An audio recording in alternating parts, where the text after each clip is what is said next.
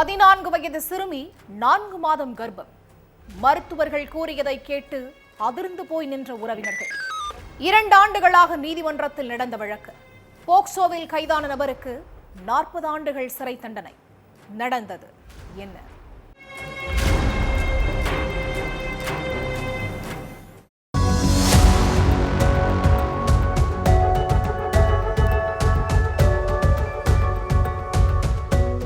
Painter வேலை செஞ்சுக்கிட்டு இருந்த 37 வயசு சுப்பிரமணிக்கும் ஆடு மாடுகளை மேய்க்கிற வேலை பார்த்துக்கிட்டு இருந்த 14 வயசு சிறுமிக்கும் பழக்கம் ஏற்பட்டிருக்கு. 2 பேருக்குமே ஈரோடு மொடக்குறிச்சி தான் சொந்த ஊரு. சாதாரணமா ஆரம்பிச்ச பஸ் பழக்கம் கொஞ்சம் கொஞ்சமா அதிகரிச்சு காதலா மாறி இருக்கு. இந்த விஷயம் சிறுமியோட வீட்டுக்கு தெரிய வர முதல்ல எதிர்ப்பு தெரிவிச்சாலும் சுப்பிரமணிக்கும் அந்த சிறுமிக்கும் கல்யாணம் பண்ணி வச்சிருக்காங்க. இதுக்கு நடுவுல கல்யாணமான 10 நாட்கள்லயே சிறுமிக்கு வாந்தி மயக்கம் வந்திருக்கு.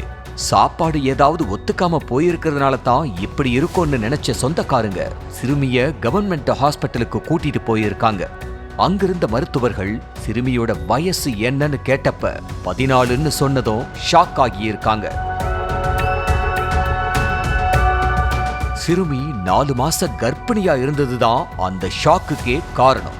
கல்யாணமான 10வது நாள்லயே சிறுமி கர்ப்பமா இருக்கிறாங்கன்னு சொன்னதும் ஒட்டுமொத்த குடும்பமே திகைச்சு போய் நின்னு இருக்காங்க. 14 வயசுலயே சிறுமி கர்ப்பமான்னு ஷாக்கான டாக்டர்ஸ் உடனே போலீஸ் ஸ்டேஷனுக்கும் தகவல் சொல்லி இருக்காங்க. விஷயம் தெரிஞ்சு ஹாஸ்பிட்டலுக்கு வந்த போலீஸ் என்ன ஏதுன்னு விசாரிச்சப்ப 14 வயசுலயே சிறுமி கர்ப்பமாயிருக்கிறது உறுதி செஞ்சு சிறுமியோட கர்ப்பத்துக்கு காரணமான நபர் மேல போக்சோ பிரிவுல FIR ஃபைல் பண்ணி கைது பண்ணி விசாரணை பண்ணாங்க. அதே நேரம் சிறுமிகிட்டையும் விசாரணை பண்ணதுல தான் பல அதிர்ச்சியான விஷயங்களும் இந்த கர்ப்பத்துக்கு சுப்பிரமணி காரணம் இல்லைங்கிறதும் தெரிய வந்துச்சு. வறுமையான குடும்பத்தை சேர்ந்த 14 வயசு சிறுமிக்கு படிப்பு ஏறாததால பெற்றோர் ஆடு மாடுகள் மேய்க்கிற வேலையை பார்க்க விட்டுருக்காங்க. அப்படி ரோட்டோரத்துல ஆடுகளையும் மாடுகளையும் மேய்ச்சிக்கிட்டு இருந்த சிறுமி கிட்ட கரடி செல்வங்கிறவன் பேச்சு கொடுத்திருக்கான்.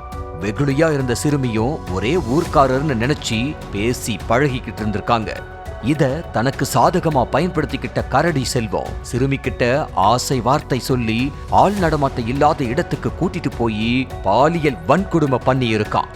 இப்படியே பல முறை சிறுமிய பாலியல் வன்கொடுமை பண்ணதுனால தான் சிறுமி கர்ப்பமாகி இருக்காங்க. இதுக்கு நடுவுல வீட்டுக்கு பக்கத்துல உள்ள பெயிண்டர் சுப்பிரமணி கூட சிறுமிக்கு பழக்கம் ஏற்படவே தன்னையே கல்யாணம் பண்ணிக்க சொல்லி சுப்பிரமணிய டார்ச்சர் பண்ணதா சொல்லப்படுது. 37 வயசான சுப்பிரமணிக்கு கல்யாணம் ஆகல. அதனால 14 வயசு சிறுமிய பெற்றோர்கள் சம்மதத்தோட கல்யாணமும் பண்ணிக்கிட்டாரு. ஆனா சுப்பிரமணியும் சிறுமிய கல்யாணம் பண்ணிக்கிறதுக்கு முன்னாடியே பாலியல் வன்கொடுமை பண்ணி இருக்கான். ஒருவேளை அதனால தான் சிறுமி கர்ப்பமானாங்களான்னு தெரிஞ்சுக்க DNA டெஸ்ட் எடுத்தப்ப அது கரடி செல்வம் DNAவோட ஒத்து போயிருக்கு. 18 வயசு ஆகிறதுக்கு முன்னாடியே சிறுமிய கர்ப்பமாக்குனது சட்டத்தின்படி பாலியல் வன்கொடுமையா கருதப்படுது. அதனால போலீஸ் FIR ஃபைல் பண்ணி அடுத்தடுத்த ஆக்ஷன்ல இறங்கினாங்க. சிறுமி தரப்பிலிருந்து புகார் எதுவும் கொடுக்காத நிலையிலையும் 14 வயசுலயே சிறுமி கர்ப்பமா இருக்கிறத ஹாஸ்பிட்டல் ரிப்போர்ட் படி உறுதி செஞ்சு அதை அடிப்படையா வச்சு கேஸ முன்னெடுத்திருக்காங்க போலீஸ். 2023ல இந்த கேஸ் ஃபைல் ஆகியிருக்கு. அப்போ 14 வயசுல இருந்த சிறுமிக்கு இப்போ 16 வயசு ஆகுது. ஈரோடு மகளிர் நீதிமன்றத்துல நடந்துகிட்டு வந்த இந்த கேஸ் 2 வருஷத்துக்கு அப்புறம் இப்போதான் முடிவுக்கு வந்திருக்கு. இந்த கேஸ விசாரிச்ச நீதிபதி முக்கிய குற்றவாளியா கருதப்படுற கரடி செல்வத்துக்கு 40 வருஷம் சிறை தண்டனையும் 10,000 ரூபாய் அபராதமும் விதிச்சு உத்தரவிட்டிருக்காரு.